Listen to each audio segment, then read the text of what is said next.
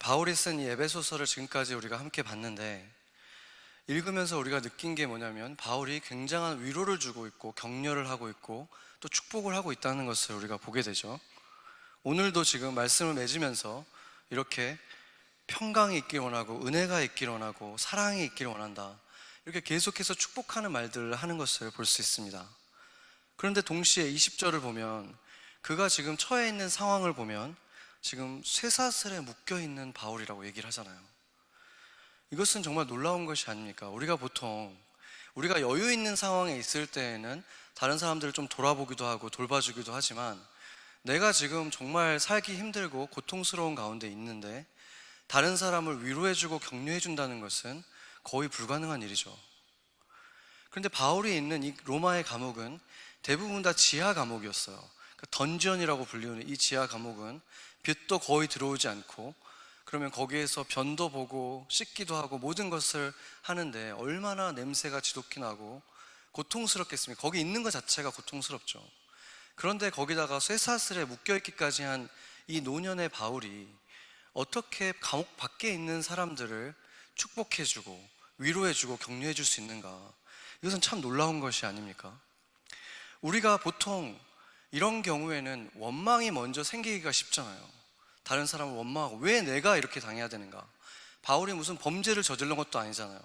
도둑질을 했거나 강도짓을 했던 것도 아니고, 자기가 생각할 때는 사람들에게 꼭 필요한 소식이라고 생각해서 복음을 전하고 사랑을 주고 봉사를 했는데 그 대가가 이것인가 하면서 원망하고 할 수 있는, 충분히 원망할 만한 그런 상황에 있었는데, 그런 상황에서 오히려 다른 사람들을 축복하고 도우려 하고 격려하고 있다는 것이 아주 놀라운 것입니다. 그런 상황에서 보통 사람들은 두 가지 반응을 보이죠. 아주 분노하면서 이를 갈며 원망을 하거나, 아니면은 그냥 괜찮은 척, 무관심한 척 그냥 이렇게 하는 경우가 두 가지일 텐데, 바울은 두 가지 모습이 전혀 보이지 않고 정말 진심으로 이 에베소에 있는 교인들을 걱정하고 그들을 축복하고 위로하고 있는 모습을 보이는 것입니다. 그래서 23절, 24절을 한번 보면 온갖 축복과 평안, 은혜를 쏟아붓는 말들만을 하고 있습니다. 그래서 그러면 바울은 이렇게 마음이 원래 항상 이렇게 한량없이 넓은 사람인가? 원래부터 이렇게 조금 더 다른 사람에 대해서 경쟁의식이 없고 시기가 없는 사람이었나? 그렇지 않았죠. 갈라디아서에서 바울이 자신이 원래 어떤 사람이었는지에서 나누는 본문을 한번 보겠습니다. 갈라디아서 1장 13절 14절 같이 한번 읽어보죠. 내가 이전에 유대교에 있을 때 행한 일을 너희가 들었거니와 하나님의 교회를 심히 박해하여 멸하고, 내가 내 동족 중 여러 영갑자보다 유대교를 지나치게 믿어 내 조상의 전통에 대하여 더욱 열심히 있었으나. 여기서 지금 보여주는 건 뭐냐면, 내가 그냥 유대교에 있을 때 열심히 했다 이렇게 말하는 게 아니라 여러 영갑자들보다 훨씬 더 많이 했다, 그리고 더욱 열심히 있었다. 이게 무슨 말이죠? 비교하고 있죠. 지금 자신이 나이는 어렸지만 자기보다 경험도 많고 사실 바리새인도 더 먼저 되고 이렇게 있었던 종교 지도자들보다도 자기가 훨씬 더 열심히 그 종교를 따랐다, 지금 이 말을 하고 있는 거예요. 그러니까 바울이 얼마나 그런 비교식 경쟁심을 가지고 열심히 있었는가를 보여주는 것이죠. 그러니까 바울의 열심에는 경쟁심이 자리 잡고 있었는데, 한편으로는 그 유대교 내에서 자신이 가장 열심히 하는 자, 가장 이 유대교를 사랑하는 자가 되기 위해서 지나치다 싶을 만큼 열심을 보였고, 또 다른 한편으로는 그 자신이 속해 있는 이 유대교를 위협하는 신흥 종교 이 예수교에 대한 경쟁심으로 인해서 그들을 보면 견딜 수 없이 미워하면서 핍박하는 데 가장 앞장섰던 것입니다. 이런 두 가지 경쟁심을 가지고 그것이 이 사람의 삶의 동력이 되어서 열심을 다했던 것이죠. 그러나 이 경쟁심을 가지고 하는 이런 것들은 결국에는 시기와 질투를 낳게 되는데, 이것은 결국에는 승자와 패자 이 둘로만 나누게 되는 거예요. 나는 승자인가 패자인가 항상 그것만을 생각하게 되고, 그것은 결국에는 자신에게 기쁨을 주는 게 아니라는 것입니다. 그래서 심리학자 칼 융이 뭐라 그랬냐면, 우리가 진정한 자기 실현을 하기 위해서는 반드시 자기 내면의 시기심의 문제를 인식하고 직면하여 극복하는 태도가 필요하다. 그렇지 않으면 그 시기심이 삶 자체를 다 망가뜨린다, 이렇게 말을 했어요. 그냥 심리학자인데도 그것이 보인 거예요. 이렇게 경쟁심의 구도 속에서 승자인지 패자인지만 생각하며 살아가기 시작하면 결국에는 자기 삶을 다 망가뜨릴 거다, 이 심리학자도 경고하고 있는 것입니다. 그리고 성경에서도 잠언에 보면 14장 30절 한번 같이 읽어보죠. 평온한 마음은 육신의 생명이나 시기는 뼈를 썩게 하느니라. 뼈를 썩게 하는 정도의 일이 일어난다는 것입니다. 우리가 누군가를 시기하면 그게 그 사람만 고통을 주는 게 아니라 내 뼈를 썩게 하는 고통을 준다는 것입니다. 근데 이러한 시기와 질투는 심리학자들은 갓난 아기 때부터 시작된대요. 아주 어린 아기 때부터 시기와 질투를 하는데, 그렇다면 우리는 이것을 그냥 자연스럽게 받아들여야 하는 것입니까? 질투와 시기가 처음 나타났던 장면은 인류가 범죄를 저지른 직후에 나타났습니다. 놀랍게도 우리가 보통 질투, 시기 이렇게 얘기할 때는 마치 여성들이 더 많이 한다고 이제 많이 느껴지기 시작하는데, 기록을 보면 사실은 남자가 먼저 했었다는 걸 알 수 있죠. 아담과 하와가 이 범죄한 다음에 하나님께서 물으셨을 때 아담이 뭐라고 그러냐면, 저 여자가 먹자고 했습니다, 이렇게 하와를 탓을 하잖아요. 근데 그 말은 저는 안 먹었습니다, 이 말을 한 건 아니에요. 자기가 잘못이 없다고 고백한 게 아니라 나도 잘못하긴 했는데 이 여자 잘못이 더 크잖아요, 이 여자 죄가 더 중합니다, 이렇게 지금 호소한 거예요. 그렇죠? 이 여자가 더 잘못했다. 그러니까 둘이 지금 누가 더 잘못했는가에 대해서 하나님 앞에 호소하고 있는, 경쟁하고 있는 모습을 보이는 것이죠. 이렇게 경쟁의 구도로 그 둘을 만들고 난 결과가 바로 그들의 아들 가인과 아벨에서는 형제를 살인하는 정도까지 일어나게 되는 것이죠. 그래서 둘은 제사를 둘 다 지냈는데 그 제사의 어떤 방식 자체가 문제가 있었던 게 아니에요. 그런데 아벨의 제사는 받으시고 가인의 제사를 받지 않자 이 가인이 얼굴이 굉장히 울그락불그락 되면서 굉장한 분노를 느꼈고 결국에는 아벨을 죽이기까지 이르렀습니다. 그런데 가인의 제사를 하나님께서 제사 자체가 문제가 있었거나 아니면 아벨보다 못한 제사를 드렸기 때문에 안 받으신 게 아니었어요. 너희 둘 어디 누가 더 좋은 제사 드리는지 보자. 잘 못 드리면 그거는 패배한 것이고 내가 안 받을 거야, 이렇게 하신 게 아니라는 거예요. 둘 다 받고 싶었지만 가인에게는 뭐가 문제가 있었습니까? 하나님이 가인에게 이렇게 얘기했죠. 죄가 문 앞에서 엎드려 있다. 죄가 너를 지배하려고 하지만 네가 죄를 다스려라, 이렇게 말했는데 가인이 다스렸습니까? 다스리지 못했죠. 그러니까 가인은 죄가 있는 상태에서 하나님께 제사를 드린 거예요. 경쟁심을 가지고 제사를 드린 거예요. 내 제사가 더 멋지잖아요, 아벨보다. 그랬기 때문에 하나님이 받으시지 않은 거예요. 그랬는데 마치 아벨과 둘이 경쟁 속에서 아벨 것만 받고 나는 안 받았어 하는 것으로 가인은 받아들였기 때문에 아벨에게 그러한 무서운 분노와 미움으로 자신의 친형제를 살인하는 일까지 이르는 것입니다. 원래 이렇게 시기와 질투라는 감정은 똑같은 감정은 원래 아니에요. 질투라는 감정을 먼저 보면, 질투라는 감정은 나한테 있는 어떤 것을 빼앗길까 봐에 대한 그 두려움으로 생기는 마음이 질투고, 시기라는 마음은 나한테 없는 것을 누가 가지고 있을 때 그것이 부러운 마음 속에서 생기는 것이 시기죠. 그래서 두 개가 원래는 차이가 있지만 실제로 우리가 경험하는 데 있어서는 차이가 없는 이유가, 한글이든 영어든 또 헬라어 히브리어에서도 두 개가 거의 동의어처럼 사용되는 이유가 뭐냐면 그 두 가지 감정이 거의 똑같이 동시에 일어나기 때문에 그렇죠. 예를 들어서 내가 굉장히 관심 있고 내가 잘한다고 생각하는 어떤 일에 있어서 누군가가 나타났는데 더 잘하는 사람이 나타나면 그 사람에 대해서 어떤 내가 가지고 있는 이 자리를 빼앗길까 봐에 대한 질투심도 나지만 나보다 더 잘하니까 그거에 대한 시기심도 일어나잖아요. 남녀 관계에서도 마찬가지죠. 내가 좋아하는 사람이고 나와 지금 친한 사람인데 이 사람에게 누군가가 나타났는데 더 매력적인 사람이 나타났을 때 질투만 느끼는 게 아니라 시기도 느끼는 거죠. 놀랍게도 놀라운 건 아니겠네요. 미국에서 배우자라든지 연인의 살해의 대부분의 원인은 바로 이 질투와 시기인 것이죠. 그러니까 엄청난 파괴력을 가진 이 감정이 바로 질투와 시기라는 거예요. 그런데 동시에 심리학자들은 인간이 가장 많이 자주 경험하는 감정 중에 하나가 또 이 시기와 질투라는 거예요. 그러니까 우리가 다 이 시한폭탄 같은 감정을 가지고 살아간다는 거죠. 언제 이렇게 폭발할지 모르는. 그런데 이 감정은 원래 옳은 것인가? 그렇다면 이렇게 자연스럽게 우리에게 원래 있어야 되는 감정인가? 이러한 경쟁심은 옳은 것인가? 상대방이 있다고 생각하고 승리와 패배만 있다고 생각하는 것이 옳은 것인가? 우리가 형제들을 예를 들어서 생각해 보면 형제들끼리 서로 사랑하는 것이 너무나 당연하고 서로 사랑하는 마음을 갖긴 갖는데, 동시에 형제들과 비교의 대상이 딱 되는 순간, 둘이 경쟁의 대상이 딱 돼버리는 순간, 누가 더 좋은 집을 샀는가, 누가 더 좋은 직장을 다니는가, 이거가 비교가 되는 순간에 어떻게 되냐면 갑자기 마음이 싹 식어지는 거예요. 갑자기 서로가 경쟁 상대로 돌변해 버리는 거예요.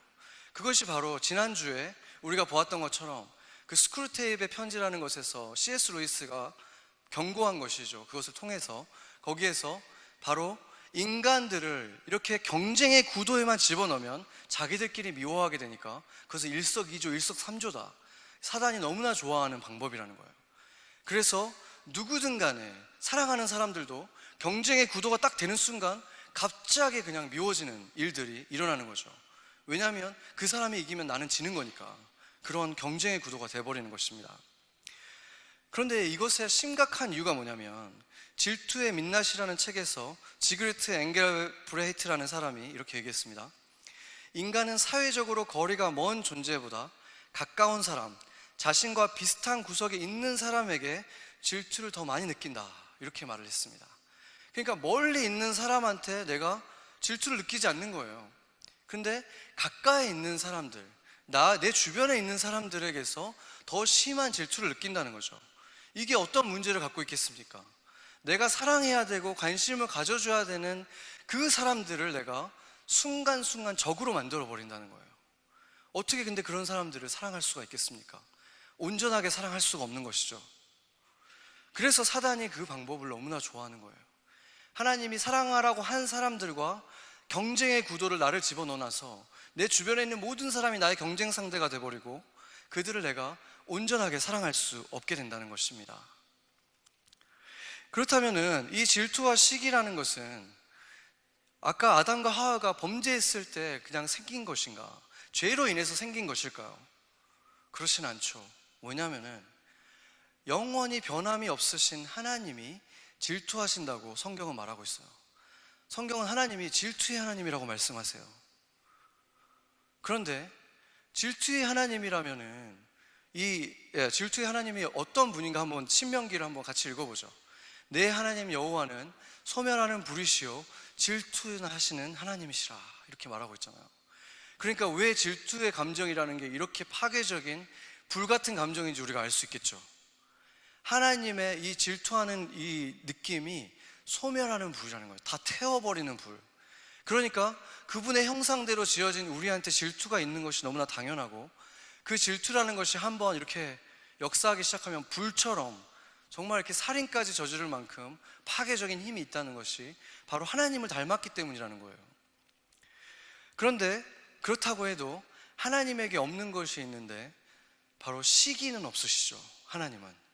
왜냐하면 시기라는 것은 내게 없는 것에 대한 부러움에서 생기는 마음인데 하나님은 없는 게 없으시잖아요. 하나님은 모든 게 있으시기 때문에 시기하실 수는 없는 거예요. 그냥 질투를 하시는 거죠.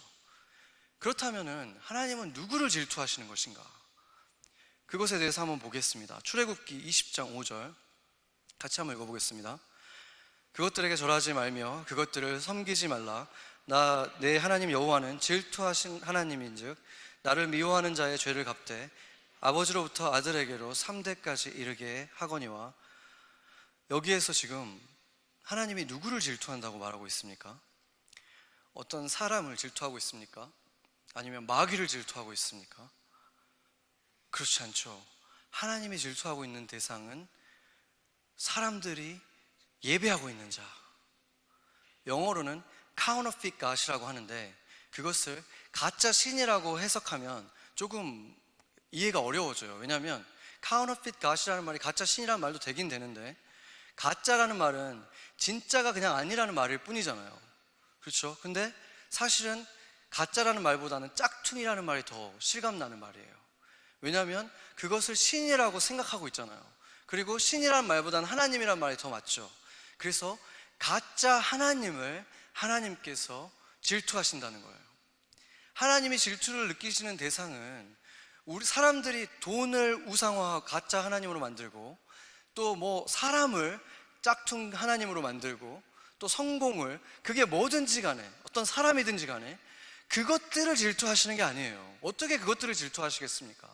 근데 그것들을 사람들이 하나님으로 만들어 놨을 때 그 가짜 하나님에 대해서, 짝퉁 하나님에 대해서 하나님이 맹렬한 분노를 느끼시는 질투를 하신다는 거예요. 그렇다면은 이 질투가 원래 어떤 의미를 가지고 있는지 알겠죠? 질투의 대상이 원래 누구여야 되는지 알 수 있는 거예요. 하나님의 질투의 대상은 가짜 하나님이다, 짝퉁 하나님이다. 그렇다면 하나님을 닮은 우리의 질투의 대상은 누굴까? 바로 가짜 자아들입니다. 거짓되게 쌓여있는 내 삶의 자아상, 옛사람, 죄, 내 안에 있는 바로 그것이 내가 경쟁해야 되고 맹렬히 분노하며 미워해야 될 대상이라는 것입니다. 바울이 이런 말을 했습니다. 로마서 7장 19절에서 21절을 한번 같이 읽어보죠. 내가 원하는 바 선은 행하지 아니하고 도리어 원하지 아니하는 바 악을 행하는도다. 만일 내가 원하지 아니하는 그것을 하면 이는 행하지 아니하는 자가 내가 아니요 내 속에 거하는 죄인이라. 그러므로 내가 한 법을 깨달았노니 곧 선을 행하기 원하는 나에게 악이 함께 있는 것이로다. 아멘. 굉장히 큰 위로가 되는 말씀이죠. 이 사도 바울이 가장 예수님을 닮았던 이런 성자 같은 분도 이런 스트럭을 할 때가 있다는 거예요. 그 안에 죄가 자기가 원하지 않는 일들을 하게 할 때가 있다는 거예요. 물론 우리보다 훨씬 더 많은 승리를 이루겠지만 그럴 때가 있다는 것을 지금 고백하고 있는 거예요. 바울은 지금 여기서는 죄라고 했고, 또 다른 때는 옛사람이라고 부르기도 하고 육체라고 부를 때도 있고, 그것은 무엇이라고 부르든지 간에 내 안에서 내가 정말 원하는 대로 살지 못하게 만드는 어떤 힘이 나를 그렇게 못 살게 만드는 게 있다는 거예요. 다 경험하잖아요. 그렇지 않습니까? 내가 말씀을 듣고 돌아가서 직장에서 다르게 살아야지, 가정에서 내가 다른 모습이 돼야지 결단했는데 순간 안 되게 되는 일들이 일어나잖아요. 바로 그러한 갈등이 있다는 거예요. 바울도 경험했다는 거예요. 그렇다면 내가 경쟁해야 되는 대상이 누구인지 이제 분명해지는 것이죠. 그리고 예수님도 똑같은 말씀을 하셨습니다. 누가복음 9장 23절을 보죠. 같이 한번 읽어보겠습니다. 아무든지 나를 따라오려거든 자기를 부인하고 날마다 제 십자가를 지고 나를 따를 것이니라. 아멘. 자기를 부인하고 deny himself, 자기를 부인하라. 너 어떤 자기를 부인하라는 것입니까? 옛 자아를 부인하라는 거예요. 하나님이 새롭게 태어나게 하신 그 새로운 생명이 아니라 옛 생명이 자꾸 너에게 거짓말을 하는 그 자기를 날마다 부인해라. 십자가에 못 박아라. 십자가는 고문틀도 아니고 또 벌주는 틀이 아니에요. 십자가는 사형틀이에요. 그 사형틀에 매일 내 옛 자아를 못 박지 않으면 너는 내 제자로서 살아갈 수가 없다. 그 말씀을 하신 거예요. 예수님이 직접 말씀하신 것입니다. 그리고 우리가 에베소서 4장에서 봤던 말씀 다시 한번 보겠습니다. 4장 22절 24절 다시 한번 읽어보죠. 너희는 유혹의 욕심을 따라 썩어져가는 구습을 따르는 옛사람을 벗어버리고 오직 너희의 심령이 새롭게 되어 하나님을 따라 의와 진리의 거룩함으로 지으심을 받은 새 사람을 입으라. 아멘. 옛사람을 벗어버려라. 자아를 십자가에 못 박아라. 그 죄를, 옛사람을, 옛 자아를 매일매일 벗어버리고 새 사람을 매일매일 입어야만 너희가 그리스도인답게 살아갈 수 있다, 속지 않고 살 수 있다, 그 말씀을 하는 것입니다. 우리는 사람들과 경쟁하며 살면 안 되는 거예요. 세상은 계속 경쟁의 구도를 만들고 경쟁해야 되는 것처럼 그것이 삶의 원동력이 되어서 수많은 사람들이, 대부분의 사람들이 주변에 있는 모든 사람들과 크고 작은 경쟁을 하면서 매일매일 살아가고 있잖아요. 얼마나 피곤합니까? 하나님은 근데 그 사람들을 경쟁하지 말고 뭐라고 했습니까? 친절히 대해주고 불쌍히 여겨주고 용서하라 그랬잖아요. 우리가 왜 그렇게 못합니까? 그들과 경쟁하고 있기 때문에 할 수가 없는 거예요. 순간 나보다 뭔가를 그가 잘할 때 미워지는데 어떻게 그를 사랑할 수가 있습니까? 그래서 경쟁의 대상을 올바로 우리가 알고 거기에 초점을 맞춰야 된다는 것입니다. 그런데 문제는 우리 가운데 세상에 그 새 생명이 아직 없는 사람들은 그러면 어떻게 할 것입니까? 예수님을 인격적으로 영접하지 않아서 그것을 알아볼 수도 없고 깨달을 수도 없고 싸울 힘도 없는, 그 능력도 없는 그 사람들은 이제 어떻게 해야 되는 것입니까? 그들은 자신의 의지를 가지고 싸울 수밖에 없는데 어떻게 이길 수가 있겠습니까? 아니면 그냥 완전히 항복한 채로 정말 그 지겨운 싸움, 자기 자신도 너무 부끄러운 그 질투와 시기를 사실상의 주변에 있는 모든 사람한테 느끼면서 감추었든 드러나든 그렇게 살아가고 있는 것입니다. 프로이트계 심리학자죠. 나중에 프로이트계에서 나오긴 했지만 멜래니 클레인이라는 그 유명한 심리학자가 있어요. 아동 심리학을 거의 처음으로 만들었다고 할 수 있는 사람인데, 이분이 이런 말을 했어요. 그런 질투와 시기를 이길 수 있는 유일한 방법은, 가장 좋은 방법은 감사를 가지고 살아가는 거다. 삶 속에서 thankfulness를 가지고 살아가는 거다.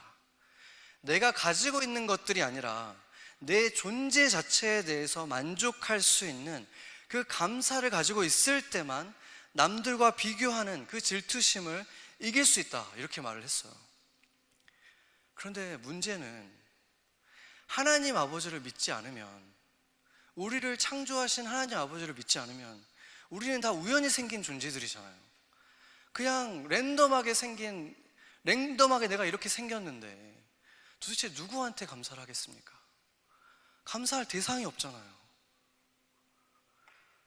그래서 질투와 시기로 인생을 망치고 있다면, 좋아하던 친구도 그 친구가 뭔가 하나 나보다 잘 되면 갑자기 마음이 다 식어지고, 그 친구가 뭔가 나보다 더 좋은 것을 갖게 되면 순식간에 그 마음이 싸늘해지는 것을, 사랑할 수 없는 것을 계속해서 경험한다면, 그것이 너무나 괴롭지만 이기지 못하고 있다면 바로 질투와 시기에 지배를 당하는 삶을 살고 있는 것입니다. 사실 그런 사람들이 누군가에게 친절을 베푸고 사랑을 주고 있다고 해도 사실은 그 사람들과도 경쟁의 관계를 가지고 있는 거예요. 다만 그들에게는 우월감을 느끼기 때문에 할 수 있는 것입니다. 상대적으로 우월감을 느끼게 하는 사람들에게는 쉽게 친절을 베풀 수 있지만, 상대적으로 시기심을 느끼게 하는, 열등감을 주는 사람들은 적이 되어버리기 때문에 도저히 사랑할 수가 없고, 가인이 집 앞에, 문 앞에 죄가 엎드려져 있었던 것처럼 그 죄에게 지배를 당하며 살고 있는 것입니다. 그래서 결국에는 그런 사람은 우월감이나 열등감을 계속 반복해서 느끼면서 살아가는 삶을 살게 되고, 그런 사람은 사실상 누구도 바르게 사랑할 수 없는 거예요. 사랑하고 있지도 않고 사랑할 수도 없는 것입니다. 그리고 자기 자신도 온전하게 사랑할 수 없는 것입니다. 그래서 우리는 예수님이 필요한 거예요. 예수님이 내 안에 빛으로 거하셔서 그것을 밝히 비춰줄 때 내가 누구와 경쟁해야 되는지, 누구와는 내가 경쟁할 대상이 아닌지 볼 수 있을 때, 그 부끄럽고 지겹고 괴로운 그 질투와 시기로부터 벗어나게 해줄 수 있는 유일한 힘은 예수님밖에 없다는 것입니다. 그러나 그분이 내 안에 있을 때, 내가 그분께 더 나아갈 때, 그분이 내 삶을 차지하실 때, 내가 성령 충만할 때, 나는 단지 그 빛으로 그 진리를 볼 수만 있는 것이 아니라 거뜬히 이길 수도 있는 것입니다. 바로 주님이 그것을 원하시기 때문에 그렇습니다. 그런데 예수님을 모시고 있는 사람이라고 해도 겉으로 보기에는 시기심을 전혀 느끼지 않는 사람처럼 느껴지는 사람들도 어떤 경우에서 그것은 전혀 반대로 무관심을 통해서 나타날 수도 있습니다. 질투를 하는 것을 분노로 나타내는 사람들이 아니라 겉으로는 전혀 그거에 화가 나지 않는 것처럼 무관심으로 나가는 경우도 있습니다. 히브리서 12장 14절 15절을 보면 모든 사람과 화평을 하라 그랬죠. 그러니까 경쟁 관계를 이루지 않고 살아야지만, 만약에 경쟁 관계를 갖고 나면 당연히 평안의 관계가 아니기 때문에 예수님을 온전히 볼 수도 없고, 그런 사람들은 하나님의 은혜에 이르지 못하기 때문에 어떤 일이 일어나냐면 그 안에서 쓴 뿌리가 난다는 거예요. 그러니까 겉으로는 분노를 막 일으키고 있지 않아도 안에서, 겉으로는 그냥 아무렇지도 않은 것 같지만 안에서는 계속해서 쓴뿌리가 자라나고 있는 일들이 일어난다는 것입니다. 그렇기 때문에 어떤 질투를 느끼면서 사람들을 적을 삼는 걸 통해서 나타나는 그러한 경쟁이든 아니면 무관심의 모습으로 나타내는 경쟁이든 그 두 가지는 결국에는 똑같은 거예요. 사람들을 경쟁으로 두고 있기 때문에 둘 다 똑같이 누구도 온전히 사랑할 수 없고 하나님도 사랑할 수 없는 것입니다. 결국에 질투와 시기로 인해서 생기는 그 원망과 쓴뿌리, 적대감이든 무관심이든 그 쓴뿌리의 진짜 대상, 그 비러니스의 진짜 대상은 하나님일 수밖에 없기 때문에 그렇습니다. 나를 이렇게 태어나게 하신 분, 다른 사람들에게는 주고는 나에게는 안 주신 분, 나의 삶에 뭔가 다른 일을 주실 수 있으면서 나에게는 주지 않은 분, 하실 수 있으면서 하지 않은 분, 그분에 대해서 바로 원망과 비러니스를 가지고 있을 수밖에 없기 때문입니다. 그것이 꽁꽁 감춰놔서 보이지 않는 곳에 있지만, 자기 자신도 속고 있을 수 있지만, 바로 그것이 내가 하나님께 다가갈 수 없게 만든다는 것입니다. 아무리 겉으로 하나님을 사랑한다고 말해도 어떻게 마음속으로 이를 갈고 있는 그 하나님을 진짜 사랑할 수 있겠습니까? 얼마 전에 정말 최근이었는데 뉴욕타임즈에서 어떤 인터뷰를 제가 보게 됐어요. 어떤 아버지의 이야기였는데, 그 아버지는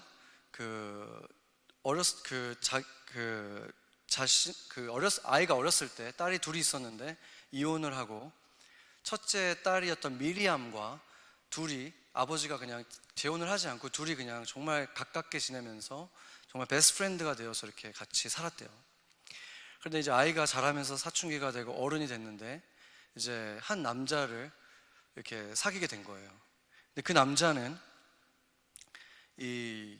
알고 보니까 처음에는 착실하고 그래서 좋아했는데, 알고 보니까 굉장히 어떤 신앙이 깊은 무슬림이었어요. 그리고 그 남편의 집도 굉장히 오르토독스 무슬림 집이었던 거죠. 그것을 알고 나서는 이 아버지가 이제 반대하죠. 너는 이렇게 서구적으로 자유롭게 자랐는데 그 집에서 적응할 수 없다. 그런데 이 딸은 아빠와 둘이만 자랐기 때문에 그 외로움이 항상 있었던 거예요. 그래서 가족이 굉장히 많이 같이 모여 살고 가족들이 항상 같이 뭔가 활동을 하는 그 남편의 집안에 굉장히 끌렸던 거죠. 그래서 그 남편과 결국에는 아빠가 반대했지만 결국에는 아버지가 축복을 해줬고 결혼을 하게 됐습니다.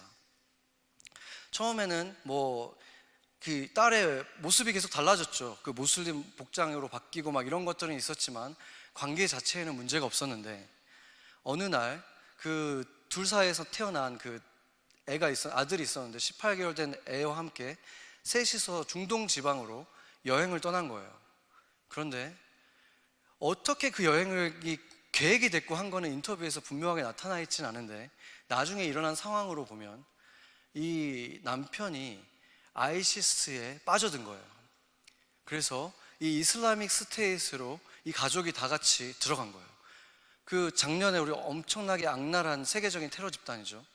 그래서 거기에 들어가게 됐는데 한동안 연락이 되지 않았죠. 그러니까 아버지는 실종된 자기 딸과 또 그 사위 또 손자까지 정말 그 소식을 알 수 없는 지옥과 같은 삶을 살다가 겨우 몇 년이 지나서 연락이 다 했는데 그 딸이 뭐라고 하냐면 자기가 아이시스 와이프로 있다는 거예요. 그리고 그동안 그 남편은 이미 죽은 지 오래됐고 전쟁 중에 죽었고 그 다음 남편도 죽었고 그 다음 남편도 죽었고, 그래서 3명 이상의 남편이 지나가고 그 남편들로부터 애가 또 셋이나 있는 거예요. 그 상태로 아버지한테 연락이 와서는 이 모든 게 너무 바보 같고 어리석고 집으로 돌아가고 싶다, 이런 얘기를 하는 거예요. 그래서 지금 탈출을 계획하고 있다고 했는데 그 전화가 결국에 도청이 돼서 탈출을 못하게 되죠. 그때부터 이제 이 아버지는 모든 수단을 동원해서 모든 언론들을 찾아다니면서 인터뷰하고 국제 기구들 또 정부를 만나고 정치인들을 만나고 모든 수단을 동원해서 그들을 구하려고 노력을 하기 시작하죠. 근데 그런 행동이 놀라웠던 것은 대부분의, 그러니까 그런 일들이 그 사람만 있었던 게 아니에요. 전 세계적으로 이 아이시스 와이프라 그래서 여러 지역에서 그렇게 갔어요. 여자분들이 속아서 간 거지만 그런 일들이 일어났는데 다른 가족들은 대부분 다 쉬쉬했어요. 생각해 보세요. 내 딸이, 내 여동생이 지금 아이시스 테러 단체의 와이프로 가 있다, 이 말을 어떻게 하겠습니까? 그렇잖아요. 세상에 그거보다 부끄러운 일이 어디 있겠습니까? 그래서 그들은 나서지는 못하고 있었는데 이 아버지는 그런 것을 하나도 아랑곳하지 않고 자신을 다 드러내면서 그렇게 한 거예요. 왜냐하면 그것만이 그나마도 신랄같이 그들을 찾아내고 구원할 수 있는 방법이 되지 않을까, 그렇게 생각했던 거예요. 언론에 이들의 존재가 알려져야지, 이들 가운데 후회하고 있는 사람들이 있다, 돌아오고 싶어하는 사람들이 있다, 이걸 알리고 싶어서 정말 세계의 모든 인터뷰들을 하고 그런 노력을 다 했던 것입니다. 마지막에 이제 얼마 전에 통화가 마지막에 됐을 때는 이제 아이시스가 계속 패전을 했잖아요. 그래서 그동안에 이제 연락이 되지 않다가 연락이 마지막으로 됐을 때 어디에 있었냐면 그 쿠르드족들이 데리고 있는 어떤 수용시설에 아이시스들 가족들이 붙잡혀 있는 그곳에 있다는 것을 알게 됐어요. 그곳에서 통화가 된 거예요. 그래가지고 그 딸이 그래서 그곳에 이제 직접 날아가가지고 그 딸을 정말 오랜만에 만나서 정말 부둥켜 안고 울고 하는 그런 사진도 있었습니다. 그렇지만 정치적인 상황 때문에 바로 데려오지는 못하고 그냥 이제 그 국제적인 여론을 만들어가지고 그들을 구원해내기 위해서 더 열심히 활동을 하기 시작했죠. 잠깐밖에 만나지 못하고 돌아왔어요. 그래서 이제 더 열심히 이제 막 그런 활동들을 시작했는데 최근에 이제 그 모든 상황들이 다 뒤집어진 거예요. 그래가지고 이제 연락이 다시 안 되고 이런 상황이 됐을 때 이제 이 아버지가 굉장히 힘이 빠져 있는 상황이었는데 인터뷰 도중에 전화가 온 거예요, 딸한테. 근데 그 딸이 겁에 질려가지고 아버지, 아빠 살려줘요, 살려줘요. 여기 다 큰일 났어요. 우리 다 죽을 것 같아요, 살려줘요 하는데 아버지가 정말 괜찮아, 괜찮아. 내가 노력을 다 하고 있어. 이렇게 하는데 정말 주저앉더라고요. 더 이상 할 수 있는 게 없다는 걸 알기 때문에, 그리고 얼마나 위험 속에 있는 걸 알기 때문에. 근데 제가 그 상황을 보면서 놀라웠던 것이 그거였어요. 그 아버지의 눈에는 그 딸은 그냥 자기 품에 있던, 자기가 부르면 팔을 벌리고 달려왔던 그 딸 그대로였던 거예요. 그 수치스러운 아이시스의 아내로서 한 명도 아니고 그렇게 있었고 그들로부터 애들까지 낳고 거기에 협조하며 있었던 그렇게 수치스럽고 부끄럽고 더럽혀진 그 딸에 대해서 조금도 아랑곳하지 않고 그냥 그렇게 사랑하는 거예요. 그 사랑이 너무나 놀라웠어요. 아버지의 사랑이라는 것이 그런 것이구나. 딸이 무엇을 했고 어떤 잘못을 저질렀고를 넘어서서 그것과 상관없이 일단 내 딸이니까, 내 사랑하는 딸이니까 그냥 구원하려고 그렇게 애쓰는 모습에 너무나 감동을 받았죠. 하물며 하나님은 어떠시겠습니까? 하나님께서 우리를 사랑하는 마음을 우리가 처음 태어났을 때 정말 기뻐하시면서 감격 속에서 바라봤던 그 마음이 한 번도 변한 적이 없다는 말입니다. 우리가 저지른 어떤 수치스러운 행동들도 잘못들도 죄들도 그 사랑을 조금도 감하게 할 수 없다는 말입니다. 그것이 변함없는 하나님의 사랑인 것입니다. 하나님의 사랑은 변한 적이 한 번도 없다고 성경은 말하고 있습니다. 우리가 그렇다면 하나님은 우리 한 사람 한 사람을 누구와 절대 비교하지 않으세요. 나는 나대로 사랑하시는 거예요. 물론 내가 더 나은 내가 되기를 원하시겠죠. 현석이가 내가 꿈꾸고 있는 만큼 내 안에 이 아이에게 준 그 가능성들이 다 발휘되면 좋겠다. 죄에 빠지지 않으면 좋겠다. 유혹에 넘어지지 않으면 좋겠다. 다른 사람과 비교해서가 아니라 내 안에 있는 그 잘못된 자아에 넘어지지 않고 하나님의 계획대로 다 펼치면서 살면 좋겠다. 이렇게 바라보시지, 우리 한 사람을 이렇게 쫙 놓고 얘는 더 잘하고 얘는 이걸 못하고 이렇게 절대 보시지 않는다는 거예요. 우리 하나님은 한 사람 한 사람 존귀하게 지으셨고 누구 하나 비교할 사람 없다는 것입니다. 그러니까 우리도 나 자신을 볼 때도 다른 사람을 볼 때도 절대로 경쟁해서는 안 되는 것입니다. 예를 들어서 생각해 보세요. 내가 또는 내 아이가 그 친구와 함께 같이 어떤 학원을 다니기 시작했어요. 그게 뭐 공부일 수도 있고 음악일 수도 있고 스포츠일 수도 있고 똑같은 선생님하고 똑같이 시작을 했는데 친구가 훨씬 잘하는 거예요. 내 친구 아이가 훨씬 잘하는 거예요. 그때 어떤 마음이 들겠습니까? 단순히 그냥 속상한 마음만 들고 끝나지 않죠. 굉장히 불쾌해지죠. 그러면서 그 마음은 그 사람들, 그 아이, 그 부모들에게 향하고 결국 또 내 아이에게까지 향할 수 있습니다. 너는 왜 이거밖에 못하니? 바로 그 두 아이를 경쟁의 관계로 두고 있기 때문에 그런 거예요. 그 아이는 경쟁의 관계가 아닌데, 그럴 때 우리는 보통 어떤 행동을 하게 되냐면 내 아이가 더 잘하는 것도 있잖아 이렇게 생각하게 돼요. 이런 것은 내 아이가 더 잘하니까. 그것이 무엇입니까? 우월감을 통해 가지고 그 열등감을 또 해소해 보려고 하는 거예요. 다른 것에 우월감을 가지고 똑같은 거예요. 또 경쟁을 가지고. 그렇게 하면 결국에는 누구도 온전하게 사랑할 수 없는 거예요. 내 아이도 온전하게 사랑할 수 없는 거예요. 그래서 결국에는 어떤 식으로 하든 경쟁심을 점점 내 안에서 키워가고 내 아이 안에서 커가게 해서 결국은 불행한 삶으로 가게 되는 것입니다. 그럴 때 우리는 이렇게 생각하면 되는 거예요. 내 아이가 처음 시작할 때보다는 지금 더 잘하고 있잖아. 그렇지 않습니까? 지난주보다는 지금 이런 면이 좀 더 늘었잖아. 그런 것들을 봐야 되는데 그 경쟁심 때문에 그거는 보이지도 않는 거예요. 다른 애보다 못하는데 뭐. 그런데 어떻게 내가 진심으로 내 아이를 칭찬해 줄 수나 있겠습니까? 그것이 문제라는 것입니다.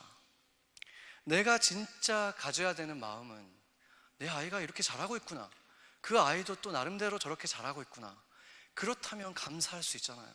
내 아이가 이렇게 크고 있고 잘하고 있네, 너무 감사하다. 최고의 아이라서가 아니라 하나님 안에서 이렇게 잘 자라고 있구나, 같이 기뻐해주고 칭찬해줄 수 있는 거예요. 진심으로.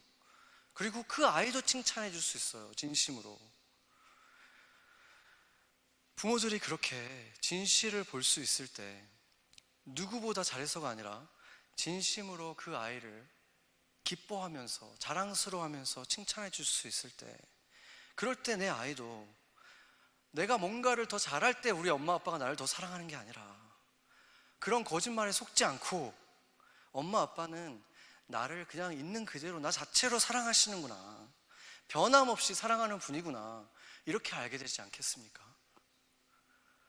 예수님이 우리에게 하신 것처럼, 변함없이 사랑한 것처럼 우리 자신에게도, 또 우리의 자녀들이나 우리가 사랑하는 그 사람들에게도 이렇게 변함없이 사랑을 할 수 있는 방법은 타인들과 경쟁하지 않는 것입니다.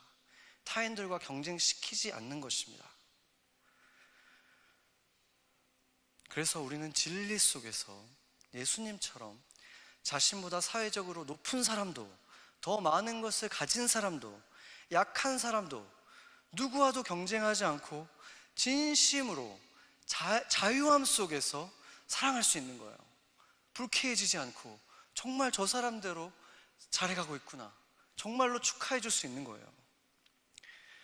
그제서야 그 모든 사람들을 내게 보내주신 하나님 아버지, 나를 누구와도 비교하지 않으시면서 나 자체로 그냥 사랑하시는 하나님 아버지를 비로소 나도 이제 변함없이 사랑할 수 있는 것입니다.